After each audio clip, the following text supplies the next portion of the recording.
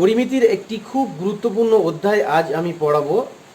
নাম লম্ববৃত্তাকার শঙ্কু, right circular কোন।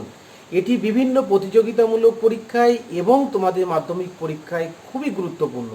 অধ্যায়টি খুব সহজ ভাষায় আমি তোমাদেরকে বুঝিয়ে দেবো, তোমরা খুব ভালোভাবে এই অধ্যায়টি তৈরি করো। দেখো, আমি একটি সমকোণী ত্রিভুজ অঙ্কন করলাম, যার সমকোণ সংলগ্ন দুটি বাহু আছে, এবি বিসি। এবার এবিকে নির্দিষ্ট ধরে বা স্থির রেখে বিসিকে আমি একবার পূর্ণ আবর্তন করলাম,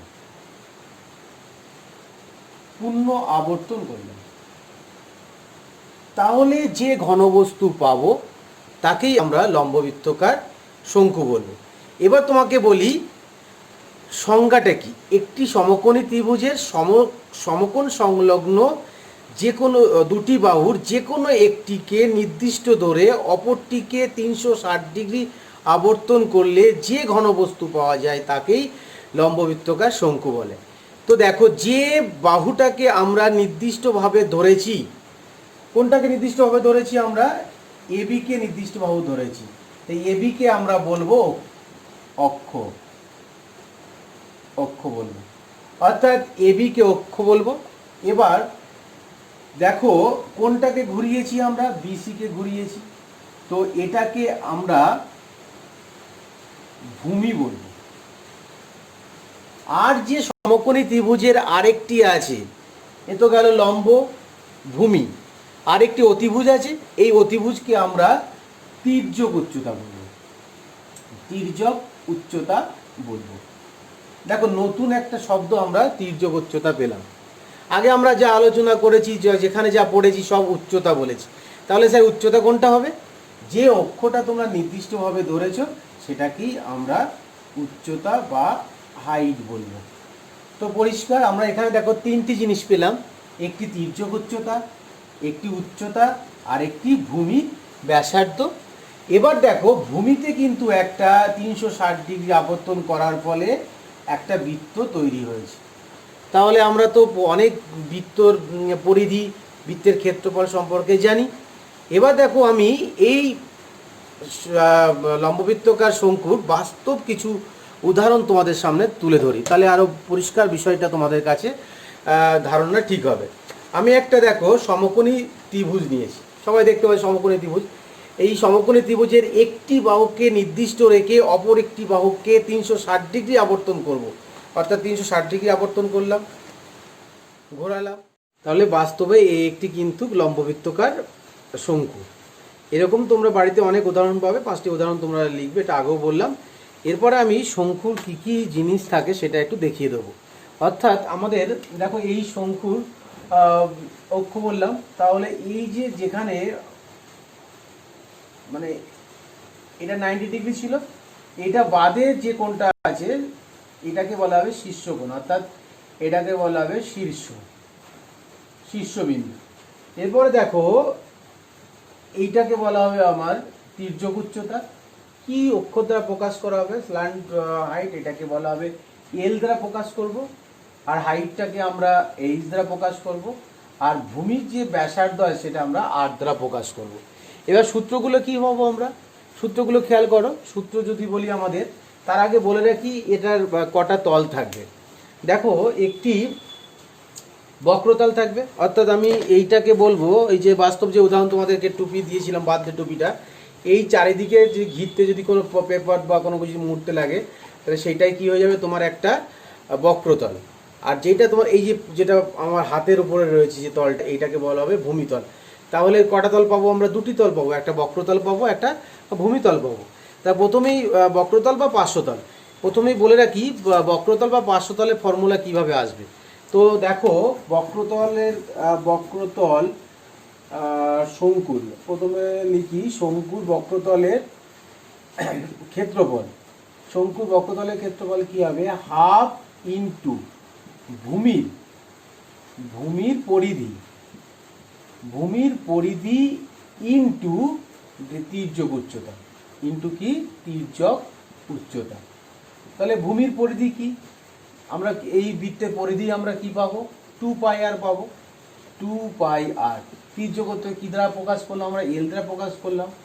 এল 2 2 কেটে গেল, তাহলে পাই আর এল বর্গ একক।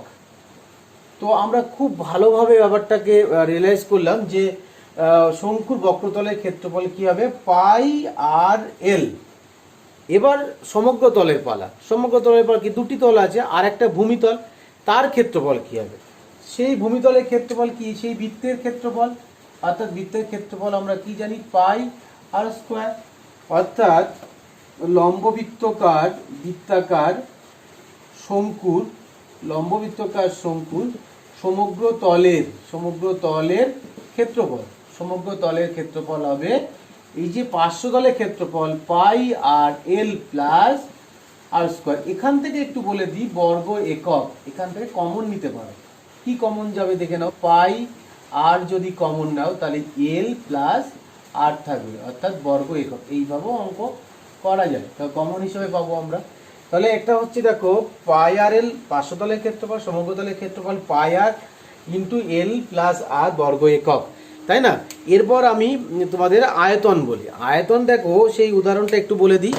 আমরা অনেক সময় ঝালমুড়ি খাই না, ঝালমুড়ি খেতে গেলে দেখবে 10 টাকা ঝালমুড়ি কম দেয়, 20 টাকার বেশি দেয়। ওদের হাতের মাপ থাকে, এরকম একটা চোঙাকৃতি থাকে, সেখানে দেখবে এরকমভাবে রেখে যেই তুমি 10 টাকা বলবে এরা কমিয়ে দিল, এরকম কমিয়ে দিয়ে তো দেবে। আর যে 20 টাকা বলে বা 15 টাকা বাড়িয়ে দেবে। অর্থাৎ এর ভিতরে যতটা পরিমাণ ওই যে মুড়ি থাকছে, অথবা এই জিনিসটা ভরাট করতে বা নিরেট তৈরি করতে যে রকম পদার্থ লাগবে, সেই পদার্থকেই বলা হয় এর শঙ্কুর আয়তন। সেইভাবে আয়তনে প্রকাশ করা হয়। যেমন আমরা লম্ববৃত্তাকার চোঙ পড়েছি, এই লম্ববৃত্তাকার চোঙ অর্থাৎ একই ভূমি ব্যাসার্ধ আর একই উচ্চতায় যদি একটা লম্ববৃত্তাকার চোঙ আর যদি এই শঙ্কু নাও, কি বললাম? একই উচ্চতা একই ভূমি ব্যাসার্ধ নিয়ে যদি লম্ববৃত্তাকার চোঙ আর লম্ববৃত্তাকার শঙ্কু নাও, তাহলে দেখা যাবে, আমি খুব সহজে উদাহরণ দিচ্ছি, তখন দেখা যাবে তুমি যদি ওই জল দিয়ে এই শঙ্কু থেকে জল দিয়ে তুমি যদি ওই চোঙটাকে এরকম ঢেলে যদি পূর্ণ করতে চাও, তাহলে কি হবে? 3 বার লাগবে। অর্থাৎ 3 বার জল দিলে ওই সম ব্যাসার্ধ এবং উচ্চতা বিশিষ্ট চোঙটা ভরে যাবে। এটা বাড়িতে তুমি প্র্যাকটিস করতে পারো। একই উচ্চতা নেবে এবং একই ভূমির ব্যাসার্ধ নেবে, নিয়ে একটা চোঙ তৈরি করবে, একটা শঙ্কু তৈরি করবে। 3 বার যদি জল ঢালো তাহলে ওই লম্ববৃত্তাকার চোঙটা কিন্তু পূর্ণ হবে। তাহলে লম্ববৃত্তাকার চোঙের আমরা আয়তনের সূত্র জানি, পাই আর স্কোয়ার। অর্থাৎ পাই আর স্কোয়ার এইচ লম্ববৃত্তাকার চোঙের আয়তন। অর্থাৎ তাহলে শঙ্কুর আয়তন কি হবে? শঙ্কুর আয়তন, লম্ববৃত্তাকার শঙ্কুর আয়তন হবে এই 3 বার ঢালতে যে পূর্ণ হয়, 3 বার, অর্থাৎ 1/3 পাই আর স্কোয়ার এইচ, 1/3 পাই আর স্কোয়ার এইচ। অর্থাৎ ওই এই যে আমাদের ভূমির যে ক্ষেত্রফল আছে তার সাথে তুমি কি করবে? উচ্চতা গুণ করতে হবে, 1/3 পাই আর স্কোয়ার ইন্টু এইচ, 1/3 ইন্টু ভূমির ক্ষেত্রফল ইন্টু উচ্চতা। তো তুমি এবার সংক্ষেপে মনে রাখার জন্য চেষ্টা করতে পারো, এই যে ভূমির ক্ষেত্রফল 1/3 ভূমির ক্ষেত্রফল ইন্টু উচ্চতা। ওকে, তো এইটা টোটাল আমাদের লম্ববৃত্তাকার শঙ্কুর আলোচনাটা গেল। এবার আমরা শুরু করব কোষে দেখি অঙ্কগুলো। কোষে দেখি অঙ্কগুলো করতে গিয়ে আমাদের কি কি লাগবে প্রথমে বলি। কোষে দেখি দেখো, প্রথম অঙ্কটি, 1 দাগের অঙ্কটি দেখো একটু। আমি একটি মুখবন্ধ লম্ববৃত্তাকার শঙ্কু তৈরি করেছি, যার ভূমির ব্যাসার্ধ 15 সেন্টিমিটার ও তির্যক উচ্চতা 24 সেন্টিমিটার। ওই শঙ্কুর পার্শ্বতলের ক্ষেত্রফল ও সমগ্রতলের ক্ষেত্রফল হিসাব করে। খুব সহজ অঙ্কটি, ক্যালকুলেশন হয়তো একটু জটিল হবে। তো আমি এখানে দেখো একটা লম্ববৃত্তাকার শঙ্কু আমি অঙ্কন করলাম। লম্ববৃত্তাকার শঙ্কু অঙ্কন করব আমরা। যে লম্ববৃত্তাকার শঙ্কুর ভূমির ব্যাসার্ধ বলে দিয়েছে 15 সেন্টিমিটার আর তির্যক উচ্চতা বলে দিয়েছে 24 সেন্টিমিটার। এর এই যে পার্শ্বতলের ক্ষেত্রফল, এই পার্শ্বতলের ক্ষেত্রফল বার করতে হবে, আর এই সমগ্র তলের ক্ষেত্রফল বার করতে হবে। তো আমি পার্শ্বতলের বক্রতলের ক্ষেত্রফল আর পার্শ্বতলের ক্ষেত্রফল কি পাই আর এল। এখানে পাই 22/7 15 মানে ব্যাসার্ধ, আর এল মানে হচ্ছে 24। এই ক্যালকুলেশন করলে হয় 7920/7। এটাই রেখে দেবে, অসুবিধা তেমন কিছু নেই। বা যদি ভাগ করো, ভাগ পূর্ণ সংখ্যায় রাখতে পারো। এরপরে হচ্ছে সমগ্র তলের ক্ষেত্রফল। তাহলে সমগ্র তলের ক্ষেত্রফল, সমগ্র তলের ক্ষেত্রফল, সমগ্র তলের ক্ষেত্রফল কি হবে, তলের ক্ষেত্রফল দেখো পাই আর ইন্টু আর প্লাস এল বর্গ একক। এবার প্রশ্ন হচ্ছে যে পাই সমান সমান 22/7, আর ইকুয়াল টু 15, আর দেখো 15 প্লাস 24, 15 প্লাস 24 ইন্টু 15 ইন্টু 39। তো এটা ক্যালকুলেশন করলে 12,870/7। এইটাকে তোমরা পূর্ণ সংখ্যা করে নেবে, একটু হ্যাঁ সাধ্যে পূর্ণ করে নেবে, টাইমের জন্য আমি এখানে করে দেখাচ্ছি না। এটা হয়ে গেল বর্গ সেন্টিমিটার। তো প্রথম অঙ্কটি আমি কমপ্লিট করলাম, খুব সহজ, দুটি সূত্রকে অ্যাপ্লাই করবে, একটা পার্শ্বতলের ক্ষেত্রফল, একটা সমগ্রতলের ক্ষেত্রফল। তো অঙ্ক করলে আমার হয়ে যাবে ক্যালকুলেশন, এখানে পূর্ণ সংখ্যাটা করে নেবে একটু, হ্যাঁ ওকে।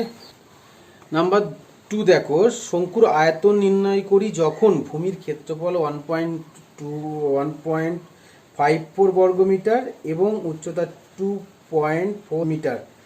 2 নম্বর হচ্ছে ভূমির ব্যাসের দৈর্ঘ্য 21 মিটার ও তির্যক উচ্চতা 17.5 মিটার। এই যে ব্যাসের দৈর্ঘ্য 21 মিটার দিয়ে দিয়েছে আর উচ্চতা 2.5 মিটার, তখন এটা বার করতে হবে।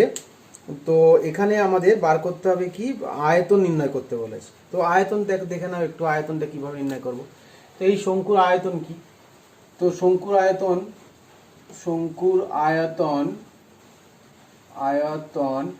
কি বলেছি, হাফ ইন্টু ভূমির ক্ষেত্রফল, ভূমির ক্ষেত্রফল ইন্টু উচ্চতা, ভূমির ক্ষেত্রফল ইন্টু উচ্চতা।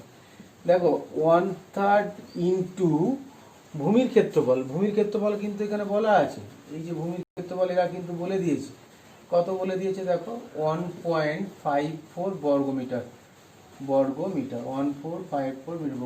1.54 বর্গমিটার ইন্টু উচ্চতা কত 2.4, এটা কাটাকাটি করো 0.8, এইটা গুণ করলে হবে 132। তো আমাদের এখানে ক্যালকুলেশনটা দেখে নাও একটু, ক্যালকুলেশন হচ্ছে 132 বর্গ মিটার। পয়েন্ট কটা আছে এখানে, 3টে পয়েন্ট আসবে, বর্গ মিটার, এই সরি ঘন মিটার, যেহেতু আয়তন ঘন মিটার, তাহলে 1.232 ঘনমিটার যে শঙ্কু তোমাকে দিয়েছে, তার ভূমির ক্ষেত্রফল কত 1.54 বর্গমিটার আর উচ্চতা 2.4 মিটার। ওকে, নেক্সট দুই দাগের অঙ্কটা দেখে নাও একটু। বলা আছে যে ভূমির ব্যাসের দৈর্ঘ্য 21 মিটার দেওয়া আছে আর তির্যক উচ্চতা 17.5 মিটার।